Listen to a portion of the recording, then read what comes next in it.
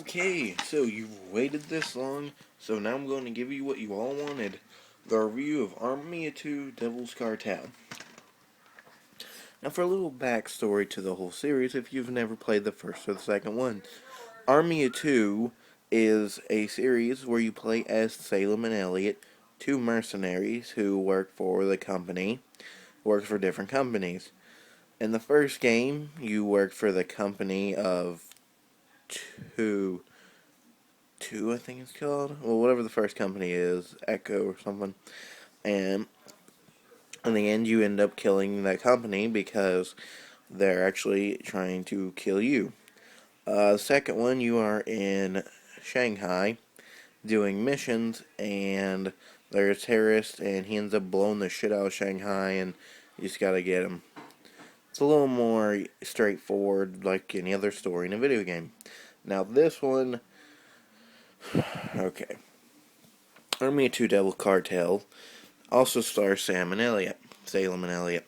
But you don't play as Salem and Elliot in this game. Instead, you play as Rio and Bravo. These new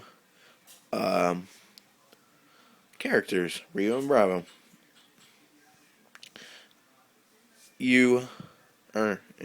Alpha and Bravo.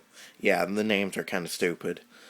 But yes, other than Rios and Salem. But yeah, so Rios and Salem now own their own mercenary company called Two. And you are the new recruits. So you and your partner go to Mexico to rescue this senator's daughter from the cartel. So, you down there, and she's dead. Well, you end up getting a different woman, and you get a different woman, and Salem, which I'm just going to ruin it for you, is an asshole in this game. I'm not really sure why he's a big fucking asshole. You know, he's kind of like a smart ass in the other games. So from him to be smart ass to complete asshole, it's kind of bullshit. So Salem leaves, and the car he was driving, he leaves Rios and the two rookies behind, which just doesn't seem like something Salem would ever do.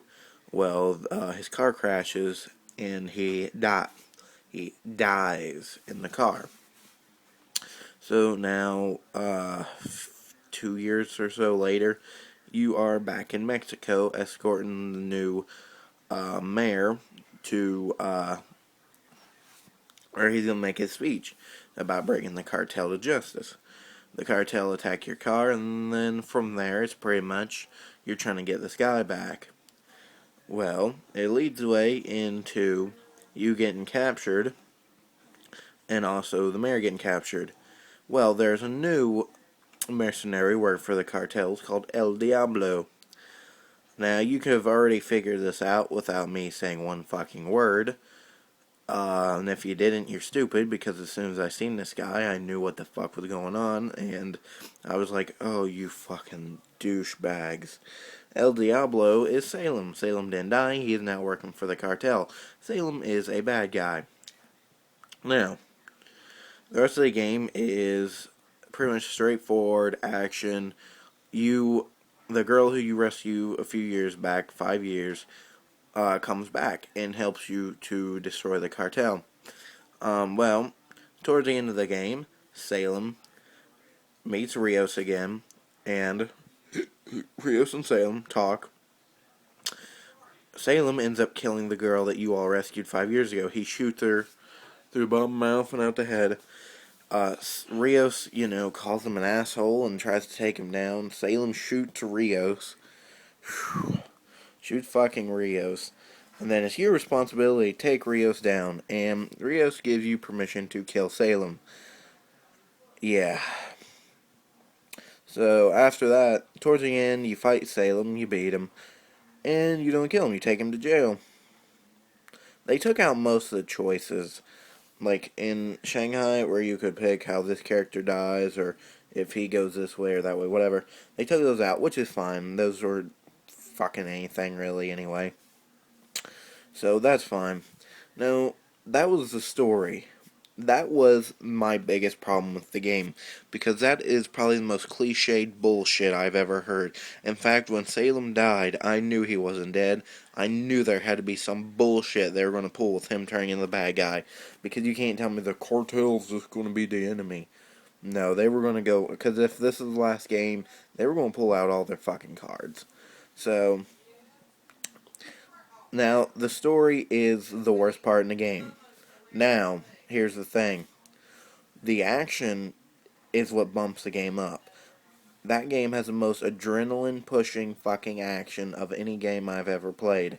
You will fucking love running straight forward into hails of bullets and hiding behind cover and just popping motherfucker pow, and then the cover just explodes and you're just be standing there and the cover explodes and you gotta switch over.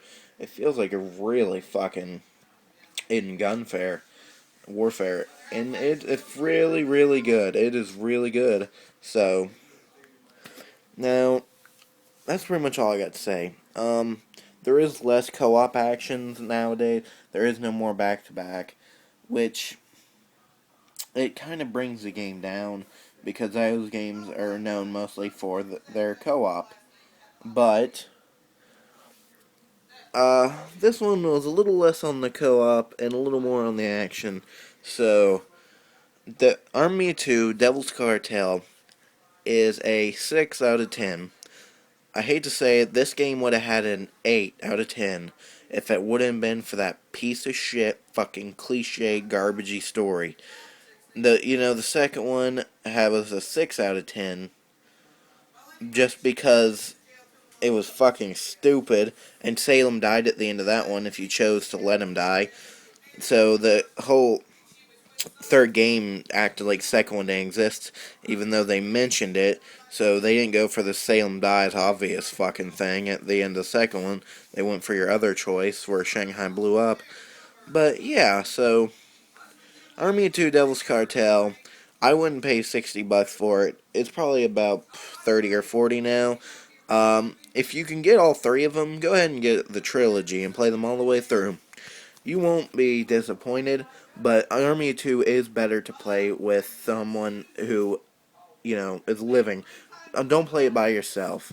Play with someone, sitting next to you or online, because that's the way Army of Two is meant to be played. Multiplayer. With another person, because it is an Army of Two.